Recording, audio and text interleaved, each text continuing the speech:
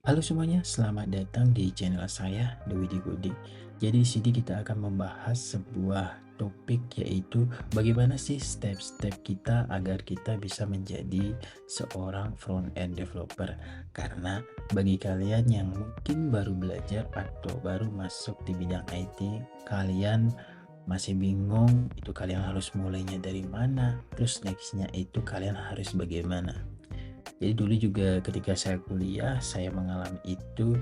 Jadi saya belajarnya itu dari start mulai mobile app, mau cara buat mobile app, terus selanjutnya saya loncat ke web app, bahkan ke back end, dan selanjutnya saya balik lagi. Nah, menurut saya cara itu kurang tepat atau kurang efektif. Tapi ada juga beberapa orang yang melakukan cara belajarnya seperti itu, loncat-loncat, dan mereka tidak ada kendala dan berjalan lancar. Tapi bagi kalian yang baru belajar dan masih bingung, ada kalanya atau sebaiknya kalian itu sedikitnya tahu step-stepnya itu seperti apa, biar di tengah jalan itu kalian tidak kebingungan. Jadi setidaknya adalah gambaran untuk step-stepnya. Oke, kita langsung masuk saja ke topiknya. Jadi di sini saya membuka sebuah website yaitu roadmap.desa. Jadi website ini bagus. Di sini ada banyak roadmap yang kita bisa explore. Contohnya di sini ada backend, ada DevOps, Android dan lainnya. Cuma di sini kita fokus ke front end saja dulu. Oke, kita pilih front end. Nah, untuk tampilannya seperti ini.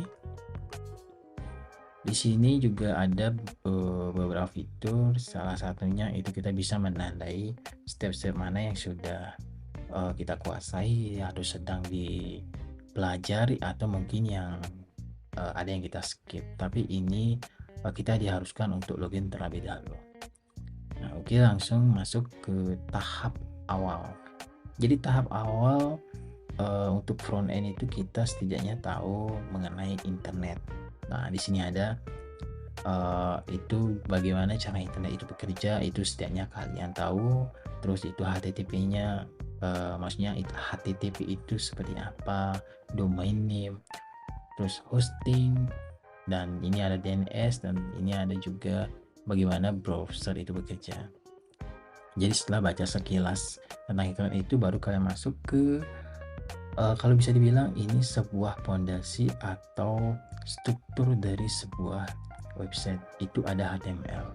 Jadi di sini kalian itu pelajari basicnya terlebih dahulu. HTML itu seperti apa, kenapa bisa disebut sebagai struktur sebuah website, itu kalian pelajari dulu. Nah, itu baru kalian coba untuk menulis semantik HTML. Jadi kalian buat menulis strukturnya itu, coba-coba.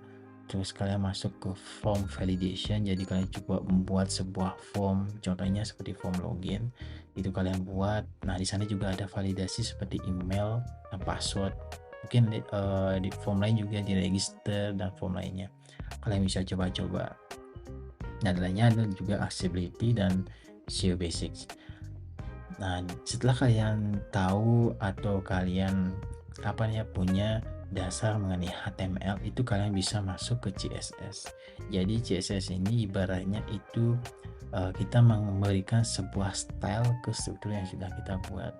Jadi kalau HTML itu struktur tanpa desain, jadi masih polosan. Nah, dengan ada CSS itu kita bisa memberikan contohnya warna, itu kita bisa membuat fontnya seperti apa, besar teksnya, dan ukuran lainnya itu bisa kita atur di CSS. Nah, itu kalian pelajari dulu basicnya, terus cara buat layoutnya cara gimana. Nah, baru responsive desainnya, karena responsive design ini lumayan penting untuk di zaman sekarang, karena banyak orang itu buka website di mobile app mereka. Jadi responsive ini tujuannya bagaimana caranya agar website yang kita buat itu bisa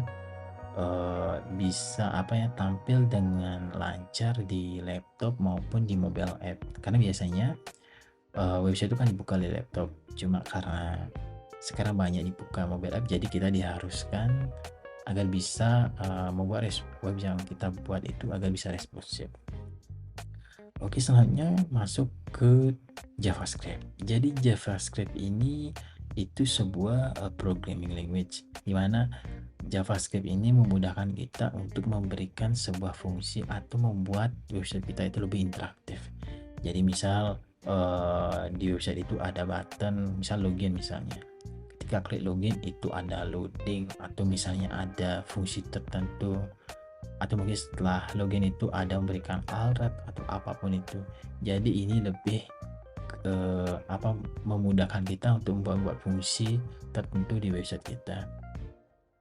Jadi di sini kalian pelajari basicnya dulu, terus pelajari apa itu DOM dan bagaimana caranya memanipulasi dan kenapa harus memanipulasi DOM itu.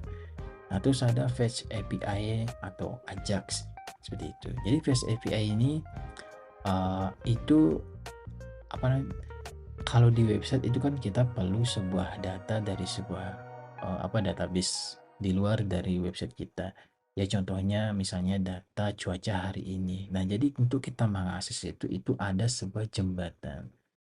Nah, untuk kita bisa memakai jembatan itu kita harus memakai JavaScript. Jadi dengan JavaScript kita bisa memakai jembatan itu untuk mengakses data yang mau kita akses seperti data cuaca hari ini.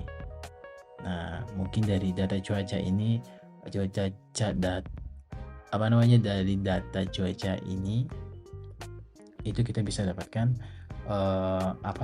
mungkin curah hujan seperti itu. Jadi setelah kita dapatkan, kita bisa tampilkan itu lewat JavaScript.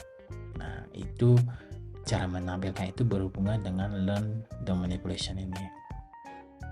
Nah, setelah kalian tahu JavaScript, cuma sebelum itu, sampai di JavaScript ini seharusnya kalian sudah sudah bisa membuat sebuah website. Kalian bisa coba-coba membuat website landing page seperti itu. Itu kalian coba-coba pelajari dulu sampai kalian lebih memahami HTML, CSS dan JavaScript.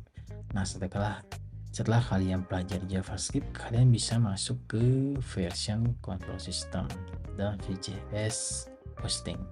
Jadi version control system ini itu memudahkan kita untuk membuat seperti version dari kode kita, history, dan memudahkan kita untuk bekerja dengan tim.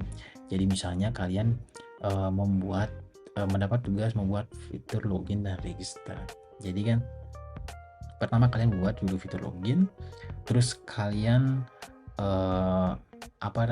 kalian tandai dulu kalau fitur loginnya sudah selesai. Itu bukan tandai sih, tapi lebih ke simpan dulu, terus kalian buat versi selanjutnya ke registernya. Jadi ada beberapa tahapan, jadi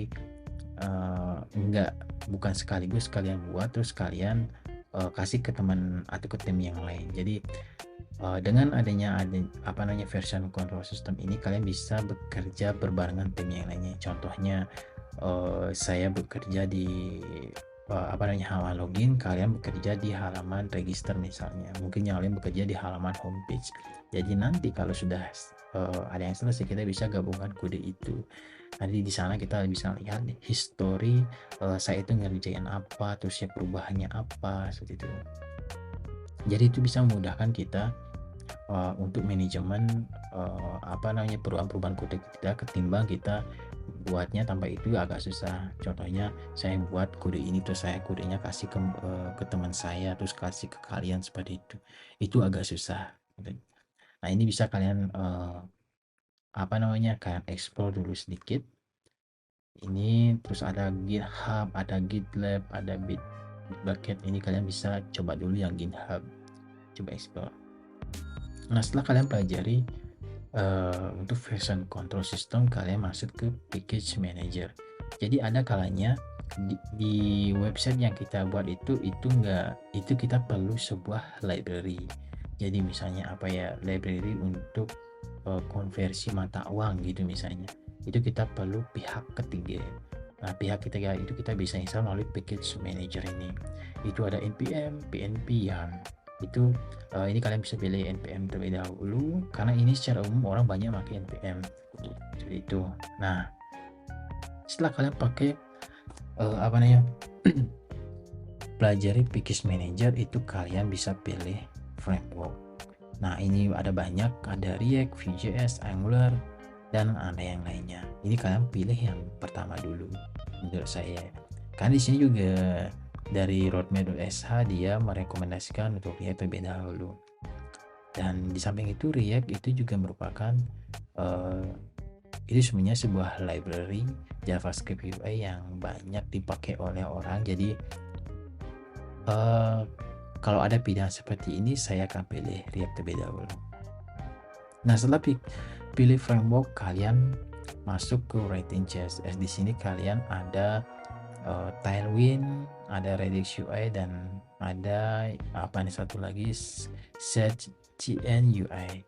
Jadi ketika kalian masuk ke sini, kalian akan mendapatkan pengalaman yang berbeda ketika kalian membuat CSS di bagian ini. Nanti kalian coba explore terlebih dahulu, tapi nanti ketika kalian masuk di sini pasti kalian akan lebih memilih pakai salah satu dari ini ketimbang memakai CSS yang biasa gitu.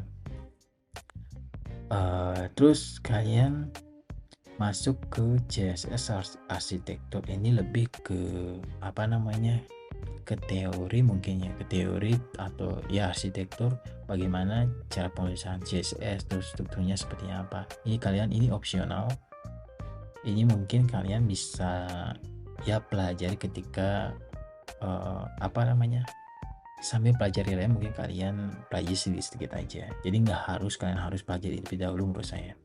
Terus masuk ke CSS preprocessor. Ini ada SASS, ada PostCSS. Nah, ini juga berkaitan dengan CSS tadi. Ini ada beberapa metode yang memudahkan kita karena ada beberapa fitur yang tidak ada di CSS biasa. Nah, ini mungkin kalian bisa pelajari kalau kalian kalau menurut saya itu memang kalian memang sudah butuh banget, kalian bisa mendalami. Tapi mungkin kalian baca sedikit aja biar tahu CSS processor itu yang dimaksud tuh yang bagaimana. Kalian bisa oh ya, ini bisa diklik aja. Di sini ada apa namanya, deskripsinya, ada resource-nya. Di sini kalian bisa akses dan bisa juga kalian ubah statusnya. Jadi misalnya CSS processor atau SASS itu sudah saya pelajari, bisa klik terus ubah statusnya menjadi done. Oke, seperti ini. Atau bisa klik kanan juga bisa, klik kanan bisa. Nah, seperti itu. Terus setelah CSS preprocessor, kalian masuk ke build tools-nya. Nah, di sini ada modul bundle, ada task runner, ada linters and formatters. Nah, di sini kalian bisa ya mungkin baca sedikit saja menurut saya biar sekedar tahu aja, dan kalian bisa langsung masuk ke testing your apps. Nah, setelah kalian sudah mahir yang bukan mahir, kalian sudah mendalami yang sebelumnya, kalian ada kalanya itu harus bisa bagaimana cara mentesting aplikasi yang kalian buat sebelum aplikasi itu ditesting oleh orang lain. Jadi di sini ada beberapa, ada Vitesse, ada Jazz, terus ada yang lainnya. Jadi di sini itu kadang kita itu sudah membuat fungsi A misalnya, terus ada orang lain yang membuat. Kadangkala fungsi yang orang lain buat itu maksudnya dimodifikasi itu membuat fungsi yang di awal itu menjadi bug. Jadi ada beberapa kondisi yang tidak terpenuhi. Jadi itu pentingnya kita melakukan testing di aplikasi kita. Terus kalian bisa masuk ke authentication strategy. Nah, ini lebih ke authentication ketika kalian melakukan login, terus handle sessionnya seperti apa. Terus masuk ke web security. Nah, ini lumayan banyak. Ini juga lumayan banyak. Makanya di sini ini opsional, kalian bisa pelajari paralel dengan yang lainnya. Web security, terus masuk ke web komponen. Web komponen ini bisa dibilang itu eh, apa namanya, tata cara bagaimana cara kita membuat sebuah komponen agar bisa di recycle dan bisa di tempat lain. Karena kan kadang membuat komponen itu kalau tidak pakai komponen, kita membuat kodenya itu duplikat, misal dipakai di 3 halaman, ada button terus kita pakai 3 halaman, itu kan duplikat. Jadi kita buat komponen satu terus kita bisa pakai ketiganya. Nah ini kalian bisa pelajari coba di sini itu detailnya. Terus ke type checkers. Nah setelah kalian pelajari JavaScript tadi, itu kalian perlu mempelajari type checkers. Di sini itu TypeScript. Jadi untuk JavaScript yang sebelumnya itu belum ada pengecekannya. Jadi ketika kalian nulis sesuatu itu belum ada penanda errornya, apalagi tipe datanya. Jadi ada tipe data seperti number dan string seperti itu. Jadi ketika kita mau tipe data number, itu seharusnya yang bisa diinputkan itu kan number saja, tapi kalau dimasukkan pakai string itu misalnya, kalau di JavaScript itu tidak menampilkan error, tapi kalau di TypeScript itu akan menampilkan. Jadi kita bisa lebih tahu kode mana yang akan mengalami error sebelum kode itu di testing oleh orang lain atau ketika kita testing sendiri. Jadi sebelum kita running kodenya, itu kita sudah tahu lewat TypeScript. Jadi itu kelebihannya, singkatnya. Nah, itu lebihnya itu kalian bisa pelajari di sini. Ini ada banyak, lumayan. Nah, setelah kalian pelajari ini, kalian masuk ke server side rendering. Nah, ini ada, kalau kalian sebelumnya pelajari React itu bisa pelajari Next.js, ada Remix. Kalau Angular ada Universal dan yang lainnya. Nah ini server side rendering ini SSA itu seperti HTML yang sebelumnya itu dirender di front end, itu HTML atau kontennya itu akan dirender di server terlebih dahulu, dan hasilnya kalau selesai itu akan baru ditampilkan gambarnya seperti itu. Nah itu kalian nanti bisa lebih detail. Nah terus masuk ke GraphQL. Nah ini seperti jembatan yang tadi sebelumnya saya bilang. Jadi ada jembatan itu ada beberapa metode, salah satunya ada REST API, terus ada GraphQL. Nah GraphQL ini salah satu metodenya itu kalian bisa lihat di sini, itu GraphQL. Nah itu dia sebuah query language, jadi tata cara bahasa itu sebuah query. Jadi biar kita bisa mengakses sebuah data dari database itu sendiri. Nah setelah GraphQL itu kita masuk ke static site generator. Jadi setelah kita membuat sebuah website misalnya di Next.js itu, kita kadang perlu membuat sebuah hasil buildnya yang akan kita hosting. Nah itu bisa berupa static website. Nah itu bisa kita generate. Kalau di Next.js itu bisa, dan di lainnya juga bisa. Nah setelah masuk ke, jika kalian sudah pelajari yang static site generator, itu masuk ke progressive web apps. Cuma di sini ini sifatnya opsional karena ini itu memungkinkan kita bisa menginstal web kita itu layaknya aplikasi yang ada di mobile app. Nah jadi seperti itu. Ini ada beberapa resource itu kalian bisa pelajari. Nah ini juga ada lumayan, ada beberapa bagian, tapi ini kalian bisa pelajari secara paralel. Nah setelah progressive web app itu, nah jadi solusinya itu berhubungan dengan sebuah website. Nah karena di sini front end itu tidak berpatokan hanya kepada website, tapi juga dia masuk ke mobile app. Nah di sini dengan di mobile app itu kalian bisa pakai framework yang namanya React Native, bisa pakai Flutter, Ionic, TypeScript. Nah di sini di awal-awal mungkin kalian pakai dulu React Native karena sebelumnya itu kalian buat websitenya pakai JavaScript, sedangkan React Native itu juga sama. Kalau yang lain itu bahasanya seperti Flutter itu beda, jadi akan lebih mudah kalau kalian masuk ke React Native. Nah, yang satunya setelah mobile application itu ada desktop. Oke, jadi tentunya itu desktop itu juga termasuk sebuah front end. Di sini untuk front end-nya kalian bisa pelajari memakai Electron atau ada Flutter. Nah, di sini direkomendasikan itu kalian pakai Electron karena Electron itu basicnya atau bahasanya itu pakai JavaScript. Gitu. Jadi uh, jadi kalian pelajarinya itu sekaligus. Ketika pelajari JavaScript itu kalian bisa buat sebuah website, bisa buat mobile app, dan tentunya bisa membuat desktop application. Nah, setelah ini ada bonus konten. Jadi kalian bisa lihat dari sini, dan setelah itu ada apa namanya, roadmap lainnya. Itu bisa mendalih TypeScript, itu bisa juga Node.js. Oke, semoga dengan penjelasan saya tadi itu bisa jadi lebih bermanfaat bagi kalian, dan tentunya kalian tidak harus berpatokan ke website ini.